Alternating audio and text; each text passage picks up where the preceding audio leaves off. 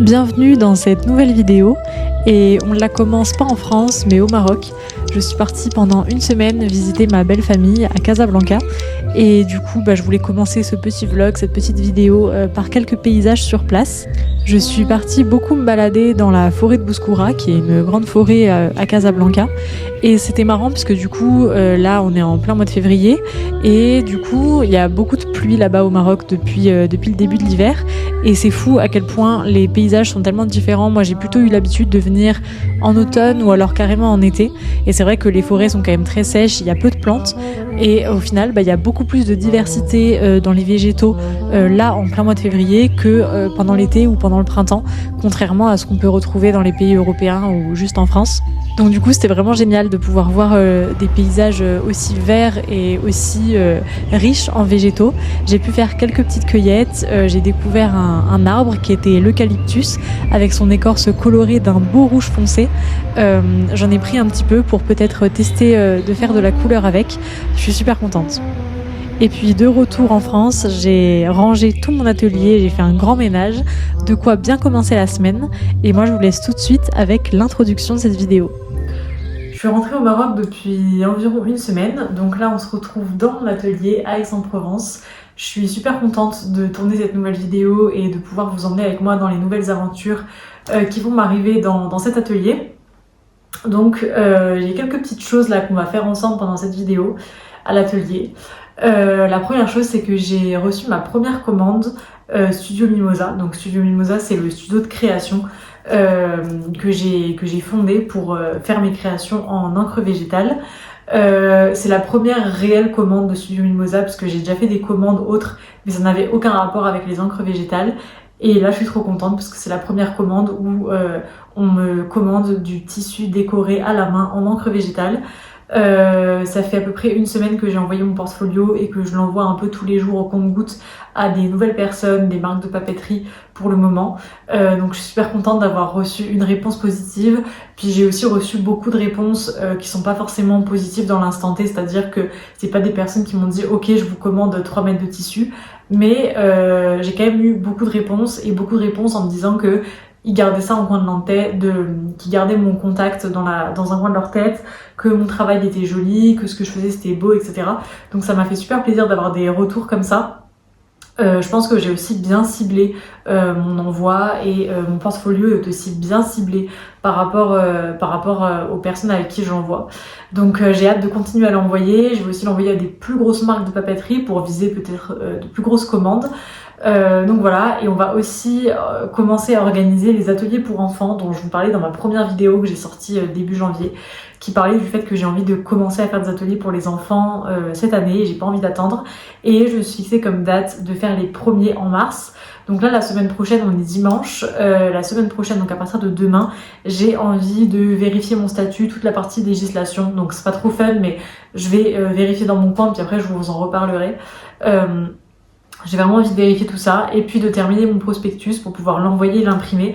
Comme ça, je vais directement pouvoir commencer à le distribuer et à le mettre en avant auprès des commerces à Aix-en-Provence, même à l'endroit où je travaille, étant donné que je travaille en animation. Je vais pouvoir le mettre en avant auprès des parents des enfants qui viennent où je travaille. Donc ça va être déjà une première grosse étape. Et puis après, toute la partie logistique, une fois qu'elle sera faite, je m'occuperai de vraiment concrètement savoir ce que je vais faire dans l'atelier, quelle plante je vais pouvoir proposer au mois de mars, faire mes recherches, commencer à faire des cueillettes, aller voir où est-ce que je peux trouver des plantes, comment faire face à la quantité, etc. Donc voilà, toutes ces petites problématiques qui sont quand même très importantes pour mon atelier, je les verrai dans un second temps. D'abord, j'ai vraiment envie de balancer le prospectus, puis vérifier toute la partie législation, à savoir est-ce que je peux faire ça dans mon appart, est-ce qu'il y a des endroits sur Aix où je pourrais intervenir dans des ateliers, est-ce que je pourrais aussi intervenir dans des écoles, est-ce que je pourrais intervenir dans des centres de loisirs, bref tout ce genre de choses logistiques. Donc on va faire ça ensemble la semaine prochaine, puis on va préparer du coup cette première commande de tissu ensemble la semaine prochaine aussi. Et après j'ai aussi envie de commencer d'autres motifs, donc on va sûrement aussi faire ça ensemble cette semaine. Si j'ai le temps de le faire un petit peu, c'est un peu un axe secondaire de ma semaine, mais j'aimerais quand même avoir un petit peu de temps pour le faire, et sinon on verra ça dans la prochaine vidéo. Donc voilà, j'espère que ça va vous plaire, je suis contente d'être de retour à l'atelier. Et on se retrouve dès demain pour avancer sur tous ces projets. Mais je suis super contente, ça avance bien et je commence vraiment à avoir une vision claire de ce que j'ai envie de faire, à avoir des objectifs clairs et de savoir ce que je veux proposer pour gagner ma vie avec ça. En espérant que ça fonctionne, mais je vais tout faire pour et je continue à vous emmener avec moi. Donc c'est parti! Comme je viens de le dire, j'ai commencé mon premier projet client. Donc là, c'était les propositions de gamme couleur et là, les 2 propositions de motifs. Au final, la dame a choisi le 2e motif. J'ai trop hâte de vous montrer comment je vais avancer là-dessus. Donc c'est trop cool, on attend juste le tissu et dès qu'il arrive, je me mets aux échantillons plus grands pour pouvoir lui envoyer et lui montrer. J'ai aussi fait des tests de tissu teint en faisant des réserves offerts. C'est potentiellement pour une idée de vendre des coupons de tissu et vendre des tissus avec des métrages plus longs plutôt que de peindre à la main directement, faire des teintures mais en faisant des réserves de fer pour avoir quand même un côté motif parce que j'ai pas envie de vendre des tissus teints unis. Il y a des personnes qui le font beaucoup mieux que moi et qui ont beaucoup plus d'espace, donc il faut que je trouve une valeur ajoutée à mes tissus teints naturellement. Et me voilà partie dans 2 petites expositions. Je vais pas souvent voir des expositions à Aix-en-Provence parce que c'est quand même assez cher et puis moi qui viens de Paris, j'ai quand même été habituée à des expositions qui étaient à des tarifs très raisonnables à partir du moment où on était jeune et avec une diversité d'expositions proposées qui est absolument géniale. Aix-en-Provence forcément c'est plus petit et en proportion il y a moins de choses qu'à Paris, mais je suis contente d'avoir un peu ouvert les yeux et d'être partie regarder un peu les expositions qu'il y avait autour et j'ai notamment adoré cet endroit et il y avait une exposition, c'était un petit peu un signe sur plein d'artistes qui travaillent justement les couleurs naturelles, sur des grands panneaux, des grands formats, du tissu. Il y avait aussi des techniques telles que le shibori qui était mis en avant, une technique ancestrale avec l'indigo principalement, mais on peut aussi le faire avec d'autres teintures naturelles. Donc voilà, je me suis baladée dans cette expo, j'y suis même retournée 2 fois parce que ça m'a beaucoup inspirée. Et puis après, j'ai continué ma petite semaine créative. J'ai avancé, j'ai fait des nouveaux tests de nouveaux motifs sur papier et tissu parce que je veux continuer à envoyer mon portfolio. Et voilà, donc je vous laisse avec ces petites images dans l'atelier. Et puis on se retrouve dès que j'ai de nouvelles choses à vous raconter.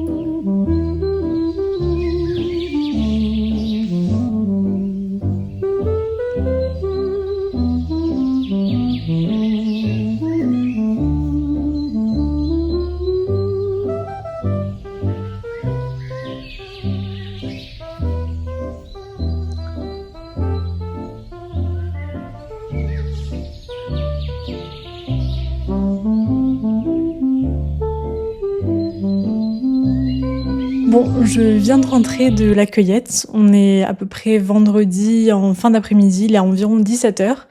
Je viens de tourner 10 minutes de vidéo pour vous parler et faire l'outro de cette vidéo. Mais je détestais le plan. En fait, c'est vraiment difficile de faire des beaux plans avec le téléphone. Il y a plein de gens qui disent oui, vous pouvez juste faire des vidéos avec un téléphone. Mais moi qui avais une caméra, et en vrai, je pense que ma caméra, elle avait peut-être une moins bonne qualité que le téléphone. Enfin, en tout cas, elle avait des problèmes de focus et tout. Enfin, c'était vraiment difficile de faire du focus avec. Mais pourtant, pour ce qui est du cadre, du plan, etc., j'arrivais tellement à faire des plus jolis plans qui étaient vraiment bien cadrés, où c'était droit, etc. Sur le téléphone, c'est toujours de travers, la table est toujours de l'autre côté. Je sais pas, je trouve que c'est vraiment beaucoup plus difficile d'appréhender le plan avec le téléphone. Mais bon, c'est pas grave, j'ai toujours pas acheté de caméra et je sais pas trop quand est-ce que j'en achèterai une nouvelle. Pour le moment, je fais avec le téléphone et en vrai, ça va très bien parce que Enfin, je veux juste faire des vidéos YouTube pour m'amuser, pour montrer ce que je fais, mais j'ai pas forcément envie que ce soit absolument parfait. Et de toute manière, ce le sera pas. Donc, j'y passe pas assez de temps pour le moment pour acheter une caméra. Je pense pas que ce soit très rentable, mais c'est dans les futurs projets. En tout cas, je suis rentrée de la cueillette. J'ai pris du laurier thym et j'ai pris dans mon petit panier donc du laurier thym et qu'est-ce que j'ai pris d'autre, de la sauge pour tester. C'est pas forcément des plantes qui sont des grands thym comme on appelle, donc des plantes qui fonctionnent très bien, mais ça va quand même me permettre de tester et de voir un petit peu quelle couleur ça pourrait donner. Et aussi super cool plutôt, j'ai choisi la plante que je vais utiliser pour les ateliers pour enfants et cette plante ça va être du pissenlit. Donc c'est une plante vraiment super commune que je vais pouvoir trouver là dès le début février. C'est une plante en plus que les enfants connaissent, donc du coup c'est aussi sympa de leur montrer qu'une plante aussi commune que ce qu'ils peuvent trouver dans leur jardin et depuis le début de leur vie ils ont vu des pissenlits. C'est l'une des premières plantes que tu connais quand t'es enfant. De pouvoir leur montrer que ça peut faire de la couleur, c'est franchement génial. Et je me suis basée sur l'idée de faire en gros par atelier, par mini-saison on va dire, donc par exemple tout le mois de mars, peut-être aussi le mois d'avril, me baser sur une plante qui est actuellement en abondance dans la région, que je peux trouver assez facilement, qui n'est pas toxique pour les enfants, bref, qui coche toutes les cases, et de faire du coup l'atelier autour de cette plante-là. Ça me permet en fait, parce que moi au début j'avais imaginé l'atelier avec plusieurs plantes sur la table, les enfants font des tests avec les plantes et tout, mais en vrai c'est quand même assez compliqué parce que chaque plante a un traitement spécifique, elles ont pas les mêmes durées de décoction, il y en a même où c'est super long, où il faut attendre genre 24 heures, des trucs comme ça, et moi j'ai prévu 2h30 d'atelier. L'objectif c'est que les enfants ils s'amusent aussi, c'est pas censé être un cours hyper théorique et hyper précis sur les couleurs des plantes, ils sont pas forcément là pour ça. Donc du coup de faire seulement une seule plante par atelier, ça me permet vraiment de concentrer les enfants sur une chose. Ils ont une plante égale une couleur, puis après on fait des tests en rajoutant du bicarbonate de soude, du sel, du vinaigre, etc. pour qu'ils voient les changements que ça peut faire sur les couleurs. Et ensuite, pour la partie dessin, où du coup ils pourront faire des créations qu'ils pourront emporter à la maison, ils utiliseront la couleur qu'ils ont fabriquée durant l'atelier et des couleurs que moi je préparais en amont, des couleurs que j'ai déjà dans mon atelier, qui sont des couleurs un peu plus complexes mais qui permettent d'obtenir des nuances plus intenses, etc. comme le bleu, le orange, le marron, brun chaud, etc. Même le vert. Donc je leur mettrai tout ça sur la table à disposition et ils pourront s'amuser avec ça pour les créations. Donc je pense que c'est vraiment une bonne manière de faire. En tout cas, c'est comme ça que je vais faire au début. Puis après, je verrai bien aussi en fonction des retours, en fonction des enfants, comment ils s'amusent, etc. et des demandes que j'ai. Voilà, en tout cas je suis contente d'avoir trouvé la première plante et ça me déstresse aussi, ça m'enlève un poids parce que j'avoue que commencer à distribuer mes prospectus, commencer à en parler autour de moi et tout, sans savoir comment est-ce que j'allais faire et sans savoir quelle plante j'allais utiliser, niveau logistique et tout, ça me stressait un petit peu.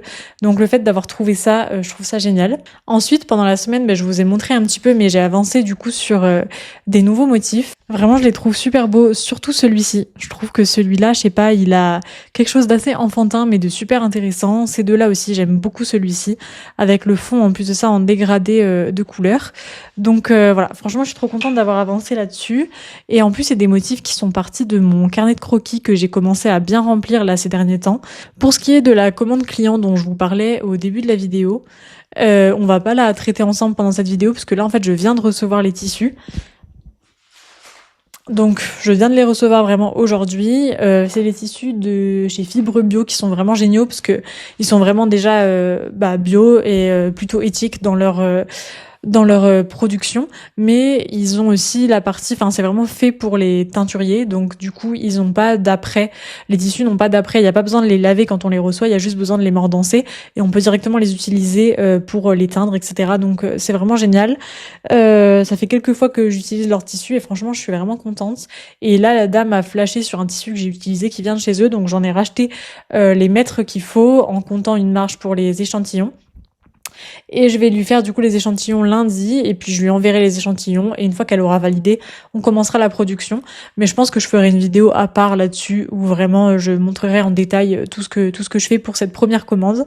Donc voilà, en tout cas j'espère que cette vidéo vous a plu. J'ai l'impression que c'est un peu décousu et vu que j'ai plus ma caméra, je filme pas de manière très... c'est vraiment beaucoup moins instinctif je trouve, et en plus de ça du coup les vidéos elles sont un peu perdue dans mon téléphone, mais entre des screens de trucs du quotidien. C'est pas du tout orienté vraiment juste pour mes vidéos YouTube comme ce que j'avais avec la caméra. Donc j'ai l'impression aussi des fois de perdre des rushs, de perdre des trucs, d'oublier de les mettre et tout.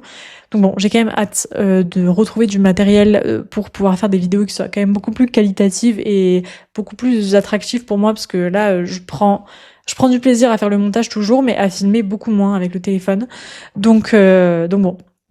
En tout cas, j'essaie quand même de continuer à faire les vidéos parce que j'adore ça. En tout cas, je suis vraiment contente parce que là, je sens que je commence vraiment à savoir où je vais et à avoir beaucoup plus de plans dans ma tête. C'est beaucoup plus clair ce que je veux faire et comment est-ce que je dois le faire.